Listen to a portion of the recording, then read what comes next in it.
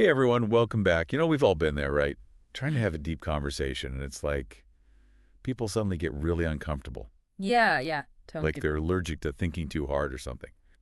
Well, we dove into this episode of Mighty Podcast called Why Society Fears Deep Thinkers. Oh, yeah, I listened to that one. Yeah, and it was fascinating. They actually have this term, the mirror effect. Okay. It's basically when your deep thinking kind of reflects back other people's limitations, making them feel a little, well, inadequate. Right, makes sense. Makes them feel exposed. Exactly.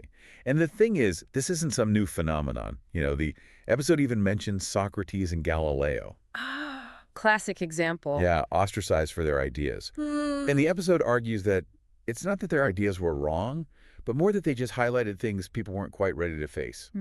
Makes you think, right? Like, we admire strength, we admire wealth, but when it comes to intelligence, Ooh, yeah, touchy subject. totally. People get squeamish. What's up with that? Well, they make a point about how intelligence is tied to our identity, right? Hmm. So when someone questions your worldview, it can feel like a personal attack. Even if it's unintentional. Yeah, for sure.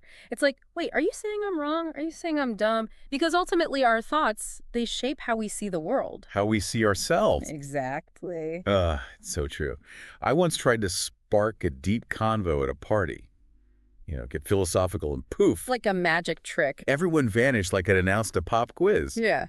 Why is it so hard to find people who actually want to think things through? I know. And the episode, they brought up this Stanford study. Turns out deep thinkers are seen as less threatening one-on-one, but in groups, whoa, the pushback intensifies. Yeah, that's strange. Why would groups be less open to deep thinking than individuals? Well, the episode talked about social dynamics and how in a group, everyone's vying for their position, the pecking order. And a deep thinker comes along, starts poking holes in the accepted norms, and boom, Social earthquake. total disruption. So it's like, by challenging the group's ideas, you're challenging the individuals within that group. Right on. And that can feel pretty threatening, especially if they've worked hard to climb that social ladder. Have you ever noticed how an idea gets shot down way faster in a meeting than if you were just chatting with one colleague? Yeah, you might be onto something there. It's like the group itself becomes this entity that's resistant to change. A force field against new ideas. Yeah, even if that change might lead to something good. But here's what I don't get. If deep thinking is so valuable, why does it feel like dumb confidence wins so often? Yeah. Those loud, charismatic types who, like, their ideas aren't super thought out, but they're just so sure of themselves. Well, the podcast definitely touched on this. Think about their examples. Populist leaders, motivational speakers, even online influencers, right? Yeah. They're all about simple, emotionally driven messaging. Catchy slogans. Yeah. And those, unfortunately, there's easier to swallow than a complex argument. Like that saying, style over substance. Exactly. And especially these days with social media and everything's an algorithm. Oh, for sure. It's all about, quick hits, keeping people scrolling. It's the attention economy. No wonder deep thinking feels like an uphill battle. Totally. So how do we survive this as deep thinkers? The podcast mentions some kind of survival guide. Yeah, they did, and they had some really good practical tips in there. So this survival guide, what's it all about? What kind of tips are we talking about here? Because sometimes, it does feel like we're speaking a totally different language. Oh, yeah, absolutely. It's like trying to explain quantum physics at a football game or something.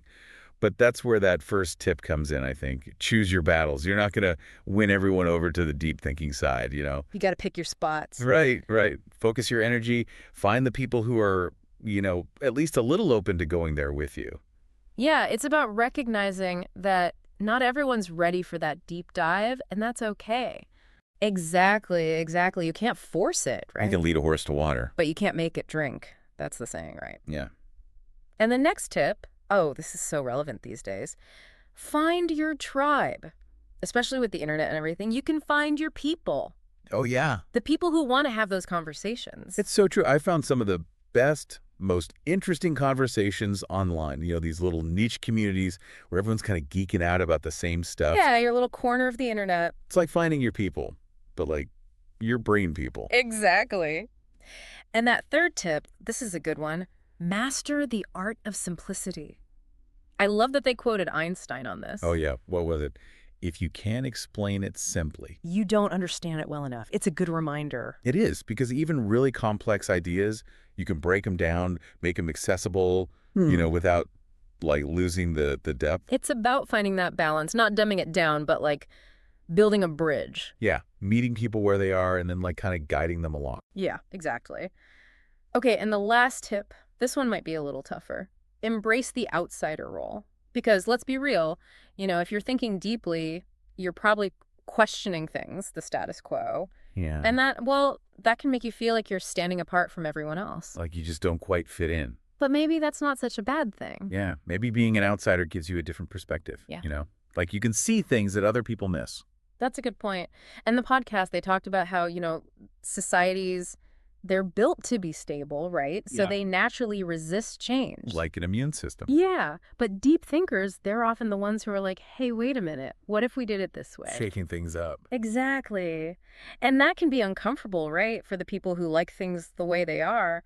But like they said in the podcast, sometimes discomfort, that's where growth happens. Yeah, it can be a sign that you're onto something, something important, even if it ruffles a few feathers.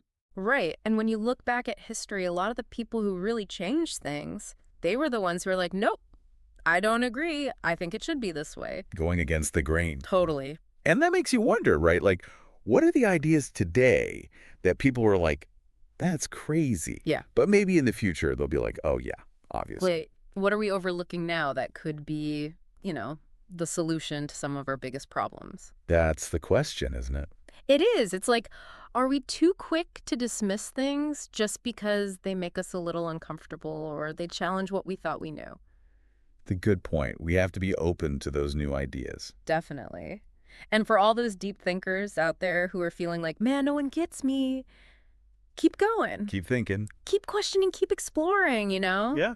The world needs your ideas. Even if they make people squirm a little bit. Especially if they make people squirm a little bit. Yeah, it's almost like if your ideas aren't making at least someone somewhere uncomfortable, are you really are you really pushing the envelope? It's a good point. It's like we're so attached to our ideas, right? Yeah. Our beliefs. To be right. Yeah. But what if we loosened our grip on that a little bit? Instead of being so defensive when someone challenges our ideas, we see it as like, oh, okay. Interesting. Tell me more. A learning opportunity. Yeah, exactly. It's like we're expanding our capacity for intelligence just by being open to questioning, to exploring, to admitting that maybe we don't have it all figured out. Right. Having that humility. Yeah. Yeah. And that kind of brings us back to you, dear listener. Are you ready to embrace that power of deep thinking? Because that's what this whole deep dive has been about, right? It's not just about understanding why people might resist deep thinkers or feel uncomfortable, but it's about like really recognizing that deep thought. It's so crucial. Yeah, to progress. To shaping our world. Yeah. It's like embracing that continuous learning, challenging assumptions, always pushing those boundaries. Like, what's possible? It's easy to feel like an outsider when your brain just won't stop. Oh, yeah. But like, think about history, right? All those amazing minds, they faced resistance. They were misunderstood, sometimes even like shut out. Ostracized. Yeah. But they kept thinking, kept questioning, and they changed things. They changed the world. They did. And, it's exciting to think about, like, what are those ideas today that maybe seem a little out there, a little fringe, but what if those are the ideas that end up shaping, the future that we're all going to be living in? That's a great point. It's like, what are we ignoring now that could actually be the key to some huge breakthrough? Exactly. So to all the deep thinkers out there, all you curious minds, don't stop. Yeah, keep going. Keep questioning, keep exploring, keep pushing those boundaries. Your ideas matter. They really do, even if they make people a little uncomfortable sometimes. Even if, especially if. And remember, history's on your side. Well, that's a wrap for this deep dive. Hope you found it insightful, thought-provoking, and maybe even got those brain gears turning a little bit. And until next time, keep those minds engaged, keep seeking out those deep dives wherever they may lead you.